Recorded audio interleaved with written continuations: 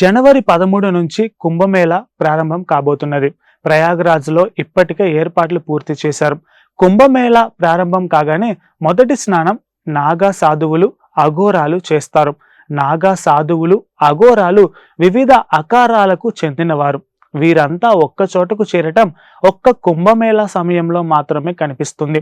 అందరూ అక్కడికి చేరి శుభముహూర్తంలో ఒక్కసారిగా త్రివేణి సంగమంలో స్నానం చేస్తారు. ఇలా చేయటం వెనుక ఓ కారణం ఉంది. కుంభమేళా సమయంలో మొదటి రాజస్నానం చేయటం వలన ఆత్మ మరింత శుద్ధి అవుతుందని నమ్ముతారు.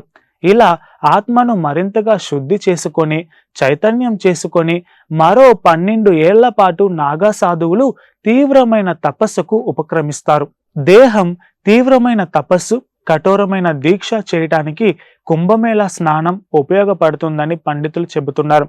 అంతేకాదు, కుంభమేళాకు హాజరైన వివిధ ఆకారాలకు చెందిన సాధువులు తమ అభిప్రాయాలను, తమ దీక్ష నియమాలను ఇచ్చిపుచ్చుకుంటారని పండితులు చెబుతున్నారు.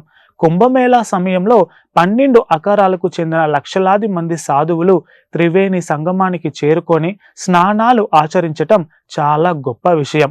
ఈ సమయంలో సాధారణ వ్యక్తులు ఎవరు కూడా ఆ ప్రాంతంలోకి అడుగు పెట్టరు.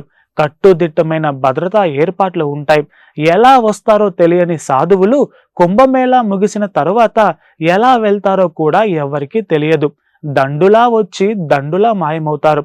కుంభమేళా చివరి రాజస్నానం కూడా కొంతమంది సాధువులు ఆచరిస్తారు. ఆత్మను పరిశుద్ధం చేసుకోవటానికి కుంభమేళాను నాగా సాధువులు ఉపయోగించుకుంటారని చెబుతున్నారు. ఇక 45 రోజుల పాటు జరిగే కుంభమేళా సమయంలో నాగా సాధువులు తమ విద్యలను ప్రదర్శిస్తూ ఉంటారు.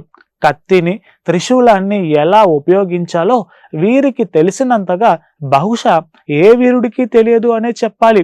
చల్లని మంచు, తెల్లని బూడిదే వీరికి ఆభరణాలు. ఆకాశాన్నే ఈ సాధువులు వస్త్రాలుగా భావిస్తారు. అఘోరాలు, నాగా సాధువులు సాధారణ ప్రజలతో మమేకం కావటానికి ఇష్టపడరు. సామాన్యులకు వీలైనంత దూరంగా ఉంటారు.